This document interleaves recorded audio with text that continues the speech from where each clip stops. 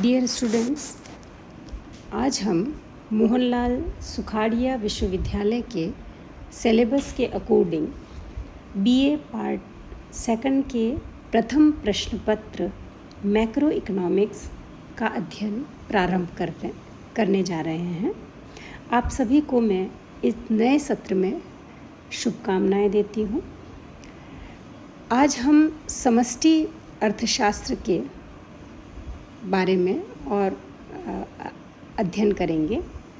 समष्टि शब्द से हमारा आशय है विशाल, बृहत और बड़ा। इसका मतलब संपूर्ण अर्थव्यवस्था के बारे में जिसमें अध्ययन किया जाता है उसे हम समष्टि अर्थशास्त्र कहते हैं। समष्टि अर्थशास्त्र के अंतर्गत हम समग्र रोजगार, समग्र उत्पादन व समग्र आय के बारे में पढ़ते हैं। इसी क्रम में आज हम राष्ट्रीय आय के बारे में अध्ययन करेंगे। राष्ट्रीय आय से हमारा तात्पर्य है कि किसी भी एक वित्तीय वर्ष में एक राष्ट्र में उत्पादित अंतिम वस्तुओं और सेवाओं का मूल्य। स्पष्ट है कि जब भी हम आय की बात करते हैं तो हमारे मस्तिष्क में सामान्यतः व्यक्तिगत आय की धारणा आती है। व्यक्तिगत आय और राष्ट्रीय आय बहुत ही अलग अलग कंसेप्ट्स हैं। व्यक्तिगत आय सामान्यतः मासिक आय हो सकती हैं, मजदूर वर्ग के लिए दैनिक आय हो सकती हैं और इस तरीके से एक निश्चित आय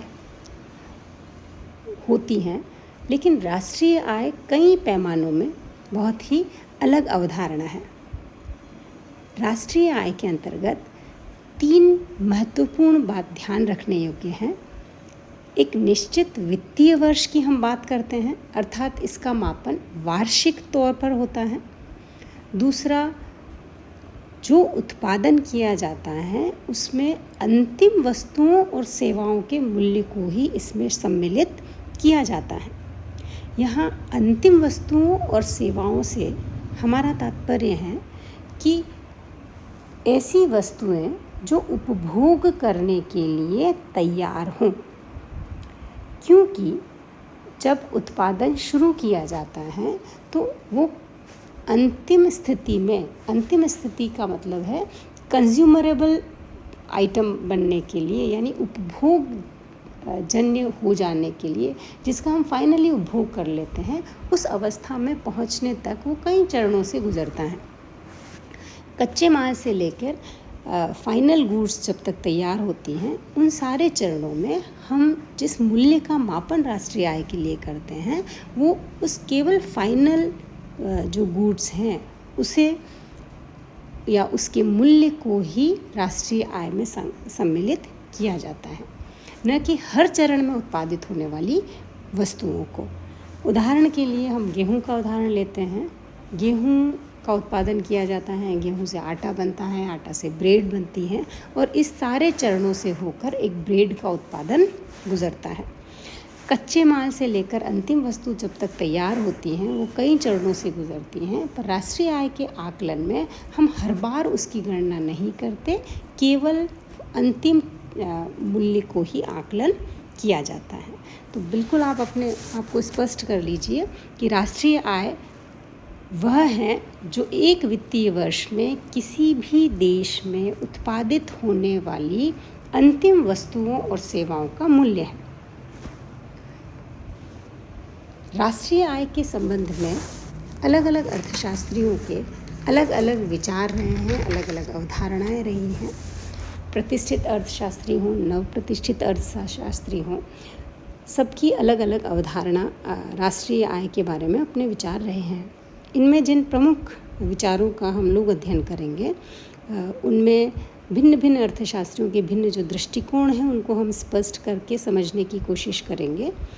सबसे पहले हम लेते हैं मार्शल को। मार्शल का जो दृष्टिकोण है राष्ट्रीय आय के संबंध में, मार्शल भी कुछ चीज़ों पर विशेष जोर देते हुए कहते हैं कि राष्ट्रीय आय वह है जिसमें 3 बातों पर वो महत्वपूर्ण जोर देते हैं। पहली चीज़ है वार्षिक आधार पर गणना की जाती हो।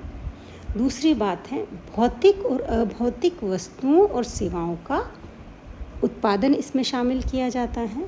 और जो तीसरी महत्वपूर्ण बात है कि इसमें पूंजी की गिसावट अर्थात डेप्रीशिएशन को घटाना होता है राष्ट्रीय आय से।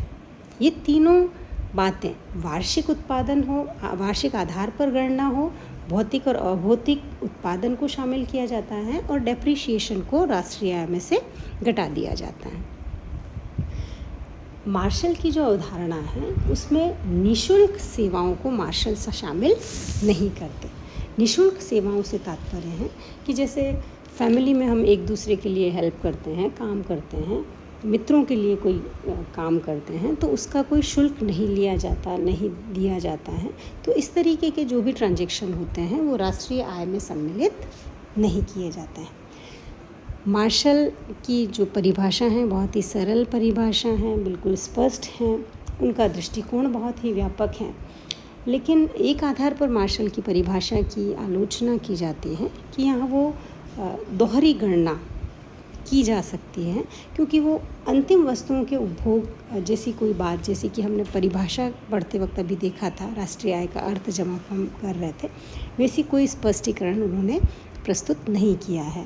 तो दोहरी गणना की संभावना हो सकती है, लेकिन फिर भी मार्शल की परिभाषा काफ़ी व्यापक दृष्टिकोण को लेकर मार्शल ने अपनी परिभाषा राष्ट्रीय आय के संबंध में दी है। आगे हम बात करें तो पीगू, फिशर और कीन्स ने भी राष्ट्रीय आय के बारे में अपने अपने दृष्टिकोण को स्पष्ट किया है। पीगू का मानना है कि राष्ट्रीय आय किसी भी राष्ट्र की वास्तविक आय का वह भाग है जिसको हम मुद्रा में माप सकते हैं। अर्थात किसी भी अर्थव्यवस्था में जो भी उत्पादन किया जाता है, अगर उसको मुद्रा में मापा जा सकता है, उसकी कीमत लगाई जा सकती है, तो वो सब राष्ट्रीय आय में सम्मिलित हो सकती है। यह परिभाषा भी व्यावहारिक है, लेकिन इस परिभाषा में केवल वही वस्तुएं और सेवाएं शामिल की जाती हैं जिनको कि मुद्रा में मापना संभव हो। लेकिन कई ऐसी एक्टिविटीज़ हैं जिनको हम मुद्रा में नहीं माप सकते। जैसे मान लीजिए कोई किसान है, वो अगर अपना जो उत्पादन है वो ले जाकर बाज़ार में बेच रहा है, तो उसको तो मुद्रा में माप रहे हैं, पर उसने जो भी उत्पादन किया, मान लीजिए गेहूं का किया, चावल का किया, सब्जी का किया, और उसमें से कुछ हिस्सा अपने उपभोग के लिए बचाकर अपने पास रख लिया, तो ऐसी स्थिति में उसने जो हिस्सा बचाकर अपने पास रख लिया है उसको हम मुद्रा में कभी नहीं माप सकते। जबकि उसने जो बेचा है वो हिस्सा तो माप लिया जाता है। तो जो उसने हिस्सा बेच दिया है वो सम्मिलित हो जाएगा, लेकिन जो उसने स्वयं उपभोग किया है वो सम्मिलित नहीं होगा। तो ऐसी स्थिति में ये इस परिभाषा में इस तरीके की बात रह जाती है कि उत्पादन तो है, पर किंतु चूंकि हमने उसको मुद्रा में नहीं मापा तो हमने उसको राष्ट्रीय आय में शामिल नहीं किया। तो ये एक बहुत बड़ी आलोचना का विषय पीगू की परिभाषा में हमको दिखाई देता है। तीसरी हम बात करते हैं फिशर के दृष्टिकोण की कि वो राष्ट्रीय आय के बारे में क्या दृष्टिकोण रखते हैं।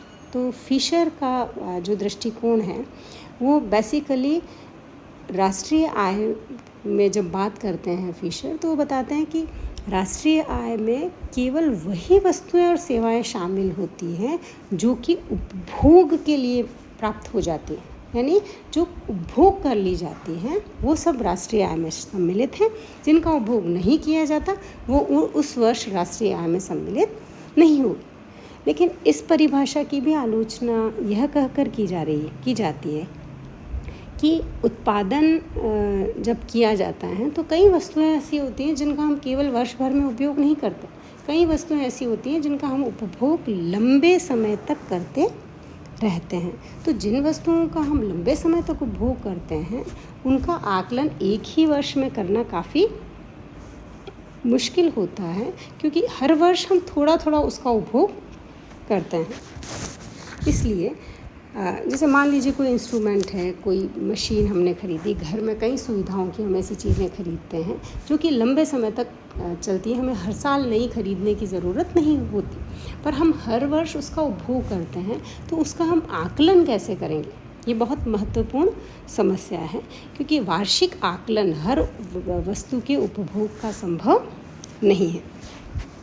तो यह परिभाषा डेफिनेटली जो फिशर का दृष्टिकोण है वो कहीं ना कहीं मानव कल्याण की बात करता है कि राष्ट्रीय आय की जब हम गणना करते हैं तब हम यही चाहते हैं कि राष्ट्रीय आय अगर ज़्यादा है तो हम कल्याण कर रहे हैं, विकास कर रहे हैं। तो जो फिशर का अप्रोच है वो यही बताना चाहता है कि हम वास्तव में जितना प्राप्त कर रहे हैं, कंज्यूम कर रहे हैं, वही उसमें शामिल किया जाना चाहिए, पर निश्चित तौर पर इसका आकलन थोड़ा सा मुश्किल हो सकता है और इसको मापना, उपभोग के स्तर को मापना थोड़ा सा कठिन हो सकता है। यद्यपि इन तीनों दृष्टिकोण को हम देखें तो कल्याण के आधार पर फिशर की परिभाषा बहुत ही श्रेष्ठ हैं, अच्छी हैं, लेकिन उत्पादन के आधार पर मार्शल और पीगो की अवधारणा बहुत ही ज़्यादा व्यावहारिक हैं, उपयुक्त हैं और सामान्यतः इनको हम राष्ट्रीय आय में पढ़ते आ रहे हैं। इन विचारों के बाद जो मैक्रो इकोनॉमिक्स में जिनका बहुत महत्वपूर्ण योगदान रहा है, किन्स की अपनी राष्ट्रीय आय को लेकर अपने विचार रहे हैं।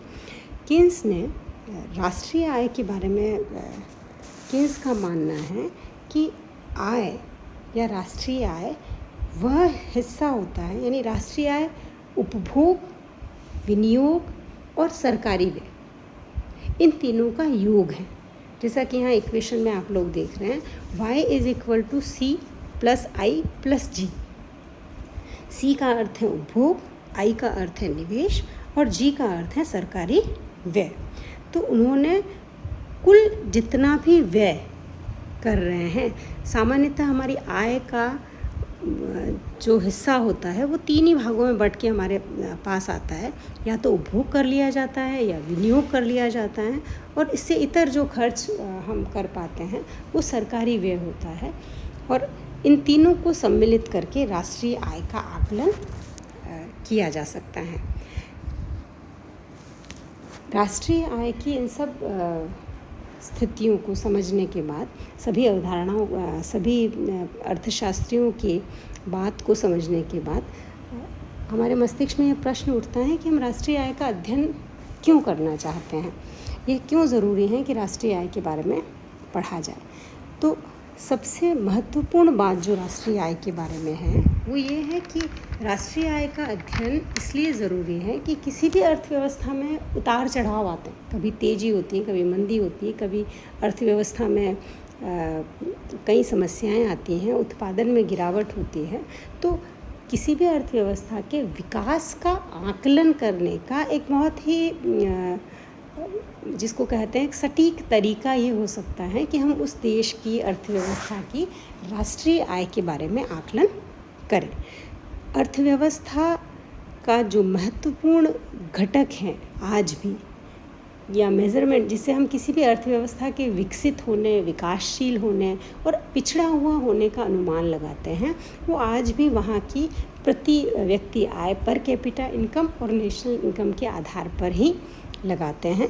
अतः इस अवधारणा के बारे में समझना और जानना काफ़ी महत्वपूर्ण है। धन्यवाद।